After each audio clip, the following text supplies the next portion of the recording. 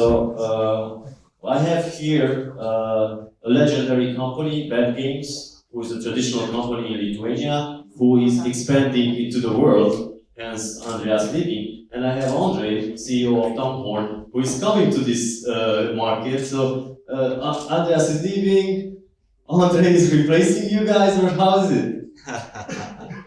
Nobody will replace us, no worries. No, we're just on a big expansion path, right? We heard how difficult the Baltics are. We are shaping up, we are creating new product lines, and I think we are a mature company. We are 10 years old now. Life is a booming category. We're a niche player, so we don't do roulette or blackjack or this kind of stuff. We're an innovation-driven company, and there's a big window of opportunity globally for us. That's the reason why I'm traveling 5 times a week, and while we are looking into especially tier 1 markets now and mature markets. Alright, that's how the preparation called. I think you were in San Francisco or something like that. Alright, so I think you already give the company description. So Andre, if you do the pleasures to introduce your company and yourself. Hello everyone, so my name is Andre Lapides, I'm CEO of Tom Horn Gaming. I'm more than 15 years in the industry. We are the first casino supplier entered the Lithuanian market in 2016. We work in all Baltics, but Lithuania is the first one. Yeah. Alright. So Andreas, I will start with the questions for you, and Andre will continue when Andreas is going. Alright, so could you share 3 main bullet points that operators should include in the strategy when entering the Baltic region? It depends a bit on the country. Launching bad games is always a good tip. I think as we heard, it's basically nothing more different to any other European market now. I mean, the first thing, unfortunately, is get your compliance homework done, right? I mean, we see what's happening.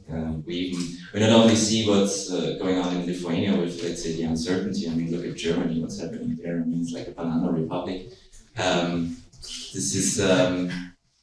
I used to build up and operate in Germany for Playtech HappyBet, and I mean, this is just, it's a bit of a shame. But anyway, get your compliance work done and then find the right product mix or content mix is simply, I think, something that applies to any market. Yeah, I think we'll definitely touch base on Germany later on. So, are you eager to see the new regulation in Lithuania come into force? Well, yeah, look, as an established company, for the established companies, we will always benefit from this type of regulation, because we're here. It's the same for operators. If I'm Ladbrokes and the UK is tightening the corset, it's not necessarily bad for me as the big established brand, right? So it's, I think it's tougher for Andre entering the market. It's a new company. But we have 6 years, already, so yeah. Yeah, and I think for us, we're settled here. We don't have any issues. We have a brilliant compliance lawyer as well. So I don't see any issues. We're actually looking forward to it. I mean, more clarity is always better for operators as well. I don't see much impact for us in terms of our numbers. We're actually profiting for it. The more operators that come in and make it, the better for us, because we are one of the key established suppliers in the Baltic market. So it's definitely something very positive for us as a business. Right. So, have you encountered any obstacles when doing game certification in the Baltic area? Maybe mention some of the countries in which, or. No, not really. So basically, our portfolio, as I said, is pretty established. It will be another question when we launch our new game verticals this year. We're bringing some quite new things onto the market.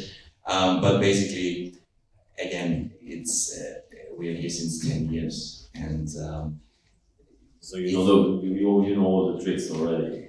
Well, tricks we don't use too many tricks here. Our games are pretty simple, yeah? So we're not talking about the sophisticated multi-layer live studios here. So in terms of certification, we never ever encountered, let's say, a massive obstacle that we were not able to overcome. So I'm pretty relaxed when it comes to these things. Yeah, but you're doing innovation. So I think we already talked about this. It was really great that the audience can hear about it. Maybe you can share some information about the latest innovation that's coming to your company. Well, I cannot tell you the details, but what we're basically doing is diversifying this year. So we're moving from one product vertical into three. That's basically why I joined Bad Games. So we're going into game shows, producing some top-notch game shows. And then another thing that will be launched in mid of Q3, which is quite radical. And it's something that we think can really reinvent live entertainment. Will be a tricky thing in terms of regulation in some countries, for sure. But that's our approach. We're not going into roulette or blackjack because we simply think that there is no reason why we should produce roulette table number 3000 in this market.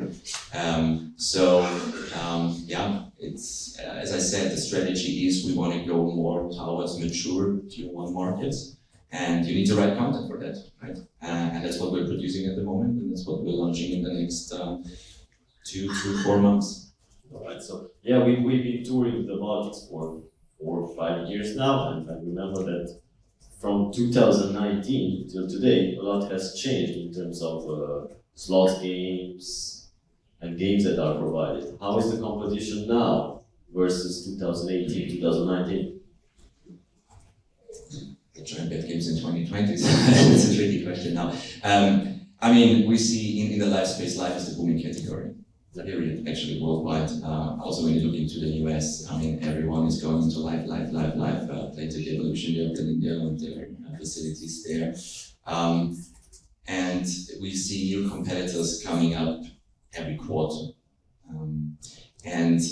But what we see, and that's our core of our strategy, is a big window of opportunity in terms of innovation, because whatever is launched in terms of new competition, it's roulette, it's blackjack. Lots of money, the operators know, in the room knows. I mean, roulette and blackjack, this is the money printers still. But that's exactly why we say, okay, we're not going into that direction.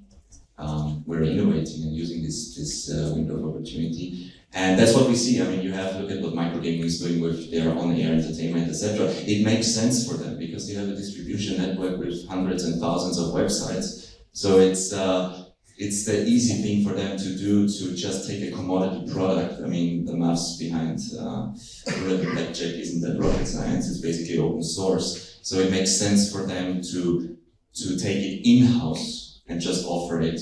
Why should I pay 10% commission to Playtech if I can build it in-house and offer it to my distribution network? I think that's just a logical step for them. And we see this a lot. It's nothing that is competing too much with us because our player is very different. We see it in every market where, for example, Evolution entered when we already established there's an overlap of 10-20%, that's it, which is a good thing for us and which just proves that our niche strategy and our innovation focus strategy is the right thing to do as a sustainable business. Yeah, so do you have any information maybe on the land-based industry here in Baltics? Has it been very affected by the pandemic? Well, during the pandemic, it's like, as we saw worldwide, right? I mean, when sports is suspended, it's a big issue. What we see in the Baltics, especially Lithuania, but it's probably driven by the new regulation, is that we're still 20-30% below pre-pandemic levels, and it didn't remain. But I think that's just a lack of investment into the retail space, given the new regulation is coming up. What we see in other markets, no matter if we talk about South Africa or if we talk the UK, we're back at the previous levels. In, for example, in the African continent, we're even growing massively there. You wouldn't believe how well retail is doing that. So it depends a bit. So everything outside Lithuania is actually pretty much back when it comes to our business, the previous numbers, and Lithuania is a bit special, but I think that's more or less driven by the regulation and the changes. All right, so any closing remarks before we jet off? Well, no, thanks for having me here. Stay tuned. What we will announce in the next couple of weeks, in 8 weeks or 6 weeks, we will launch our show games portfolio. It's really absolutely world class, I can promise you. And what we're going to launch in August, I think this is really, especially for the operators in the room, I think this will be a game changer, absolute game changer for the entire live industry. And we think it's the biggest innovation since Evolution launched game shows. So looking forward to sign lots of contracts. These are some great parting words. It's been nice to meet you. Nice to see. It's like I'm on the show and the guest is leaving now. So thank you. Yes, sorry, I need to catch a plane. Yeah. All right. Thank you. Yes. Bye bye. All right, Andre, if you want to move closer. Yeah, sure. Now that Andreas has left, we can talk more about your entry into Lithuania. All right. So your 3 main bullet points for operators looking to venture into this area. Well, I think the most important is to start with platform which knows how to or has experience with operating in Lithuania. Otherwise, it can take a bit longer. This is what we've seen during the last 6 years when we went live. I think with everyone, and so this is crucial. Then it's important to have good marketing strategy, right? Yeah. You know, doesn't matter where you launch, like this is the main thing, you need everywhere. And yes, now these new changes with the marketing is, well, on the beginning, when we started, was Lithuania very difficult from even the certification perspective, and laboratories didn't know how to do it. Now it's pretty much seamless. So operation here is everything it's in rails and it's going on. Just so easy, if it's possible to enter from outside without having a land-based presence, it will be, I believe, a lot of new players could come. But now with the marketing restrictions, it's not anymore so attractive. So I see it on also other markets within Europe, Czech Republic or Slovakia. Usually it's good, then it's not so good, then it's good again. Yeah, I think third one was so we have the platform, we have the marketing strategy, and content. Right, content is key. Yeah, we have a couple of testing laboratories, representatives in the house who are like looking at you. Testing was good 6 years ago. All right. So the same question I asked Andreas about: are you eager about the new Lithuanian regulation coming into force, being present here for the 6 years now? Well, you can say what you don't like. So yeah, of course, I always say what I don't like.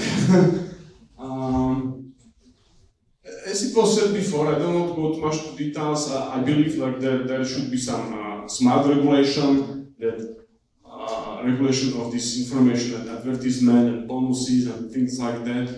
I think in Lithuania it's here kind of tight already, because when it's coming to product innovation, basically all of us are building products for players, right? And we want to give them entertainment, and yes, if they play more with our product, we make more money, right? But this is normal capitalism, basically, when we are bringing different products and consumers are choosing. And these Lithuanian regulations, and the new one will not change it, is not allowing certain features of the game and kind of innovations, what we see. So, then will be your next question regarding the innovation. It's very difficult to innovate in slots, and especially when it's the rules are tightened. So, but there are different ways how you can innovate. So, did you encounter any obstacles when entering the Baltics? I mean, you are in Lithuania, Latvia, and Estonia. Yeah, there were no issues. The Lithuania at the beginning, because we were the first one and nobody knew, so it took time, but not much. I mean, compared to Spain, you know, or Lithuania is pretty easy now to do these days. Before it was difficult, you know, if you ask me 6 years ago, I would say it's the most difficult from all of them. Now, and also it depends on your, so when you want to, let's say, enter as a platform or supplier, also it's better to review other markets and in general your regulated market strategy and your development roadmap to see, you know, also technical things can affect it, and it's better than to plan it this way. You know, because pay the fee, it's easy, but then to comply with the requirements sometimes can be. Yeah, we had a panel discussion, I think, in 2018 in Budapest about how regulation is stopping innovation sometimes. So, yeah, going to the innovation part, are you guys planning any launches, innovation from your company? Yeah, I mean, as I said, it's difficult to innovate, but we still, I mean, players always want new games and different mechanics. But last year, I was working a lot with live dealers, and we are launching several unique products. I heard that there is no possible to do innovation with the roulette and blackjack and baccarat, so there is possible, and we will show it. For example, we work with different studios around the world. So when we speak about the Lithuania, just a few of them will be possible to use. The innovation what we do, we are using robotic cameras, so it's like robotic hands moving around. And we are using, now we are building new studios with different XR technologies, which is kind of groundbreaking from what I've seen around. So I think we will bring these products to Lithuania in about 3 months. On other places, some of them are available now, or we do it like, we experiment with these new studios, we help them to build the products, and then we are launching them across regulated markets. Got it. So before we move on to the next question, and as a side question, why did you redesign your logo? Because obviously our company changed a lot from the past, when we were slots developers and it was more about the spinning. Also our company changed, now we are fully decentralized, distributed, remote team. We worked with many different partners, not just operators. We work with slot studios, live studios, different kind of companies within the industry. So we have pretty big network now. We have more than 100 direct connects within the industry. So when it's a new product, like when you now develop best game ever, you know, new book of rap, right? You have it here on your server. So it will take like 5 years, you know, to put this game up. Because you can show it to everyone and you can talk now, hey, Tain was here, right? And these guys, people like the game, to the roadmap, to queue, to do integration, and their team need to then review it, you know, and it will take you like 5 years to get up and running, you know. So basically we are monetizing our existing network, we have our customers, and yeah. So I'm going to ask the same question from you about competition. Are you guys, since being here in Lithuania, since 2019 till today, are you guys having street fights with the other companies or something like that for competition? You know, I was speaking about with one regulator, I think regulator from Belarus, so in Amsterdam, and he told me that he sees the big difference when we go to the online shows, because he was with me like a few hours and things different with different companies, and like in land-based, they fight against each other, right? They really land-based. I see it in Slovakia actually. Man, but everything they don't like and they monitor each other. And in online, he told me, you know, like people work together. And basically, even when somebody is your customer, he can be your supplier, you know, and it's kind of, so our logo is very, very similar, you know. Alright, street fighting between the Recording companies. in progress. So,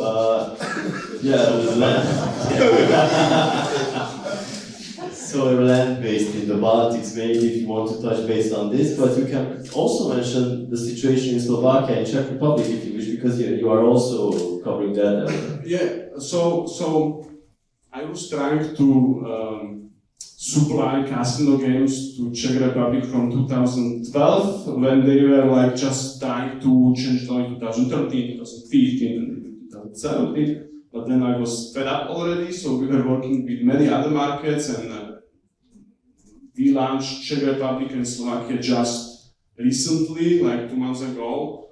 These markets are, I mean, for me it's strange, you know, to go for a meeting in cafeteria down in my city, because I meet everyone from my home office on screen or some other places. So there is just few operators. All of them, most of them are companies which worked many years ago from land-based, and it's very closed market, so kind of like certified. The biggest problem when you want to enter Slovak or Czech market is just to certify the games, because the limited resources of the laboratories, there is fixed amount of the games. You can do just batches per 10. You can do less, but why would you do that? So it's already pre-booked, like, All right. you know. So it's like so it's very difficult to enter. Lithuania is super easy, you know, compared to Slovakia or Czech Republic. Yeah, I mean, I could speak a lot about these markets. Okay, so we have about a few minutes. If you guys have any questions for Andre about Tom Horn or about their products, just raise your hand. Okay, so it's no one. Everybody knows. Everybody knows, yeah. So, final takeaways. What do you expect from 2022 and 2023 in terms of politics and in terms of maybe Eastern Central Europe? Well, it's a very short period, you know, not many changes I expect, to be honest. Let's see how it will evolve here in Lithuania. Like, I don't expect any drastic changes, I would say. You know, everything is going now after COVID. After COVID, everybody understood that, like, online gaming is the way. In Slovakia, for example, it's huge, numbers are huge, and it didn't go down.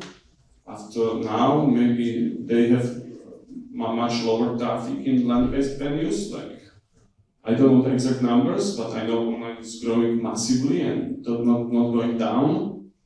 So I believe that, like, in general, all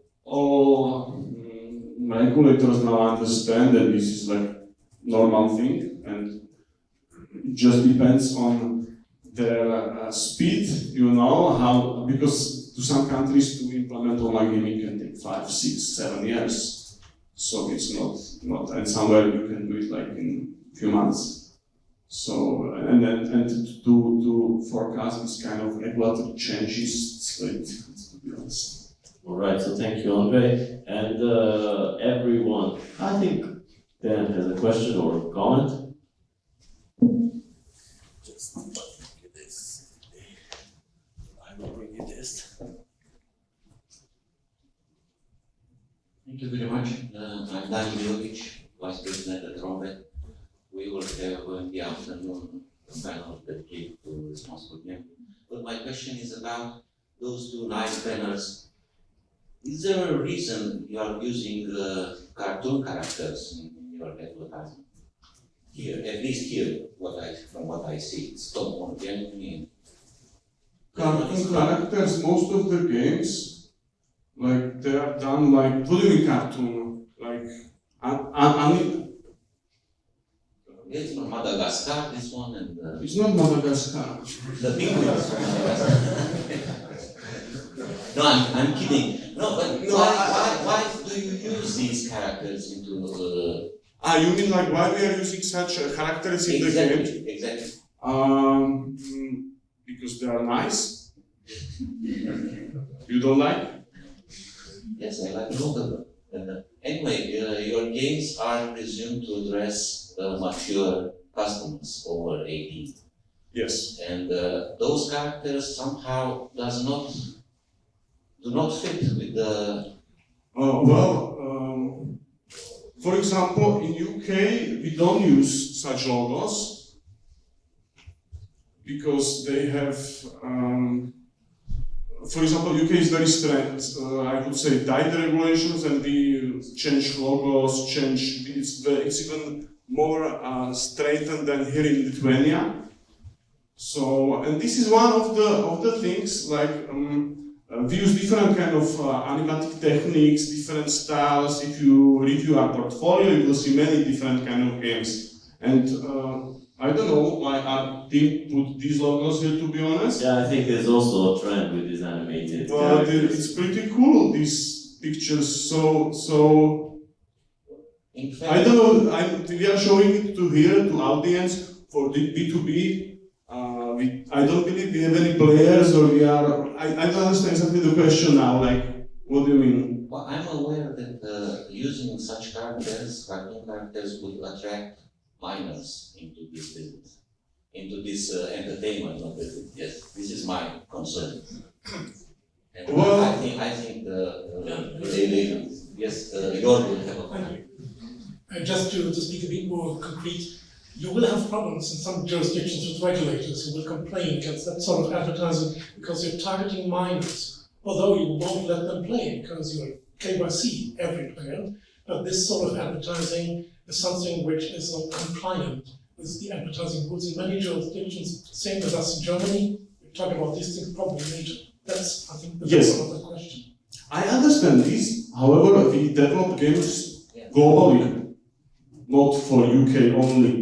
And we release some certain games which we don't release in UK. We release some features which we don't release in UK or in Lithuania. So we, if we would have to develop games and for everyone to be happy, nobody would play them, and we can then offer them everywhere, easily to every market. Yes, we are global, all games are available, nobody would play them. So we rather choose, and we design different games for different market, and we take in consideration the demographics and what they like and what they prefer. For example, in Mexico, they like to play kitties.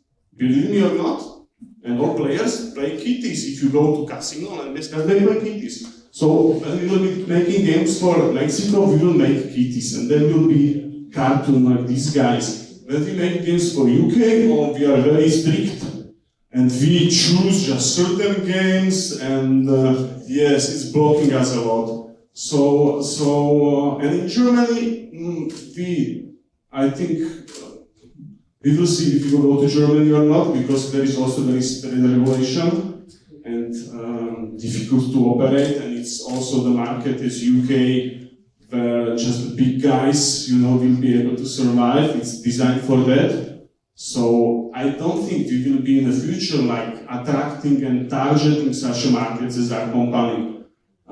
We are happy to work with small markets like Lithuania, Portugal, Czech Republic, Slovakia, and we will fulfill all legal requirements. So if anybody don't like these characters, I'm sorry, I don't see any minors here, and we target B2B people here. So I'm again sorry if I, offended anyone or we offended, but we just put nice pictures here. Sorry about this. No, if I may, I'm not offended.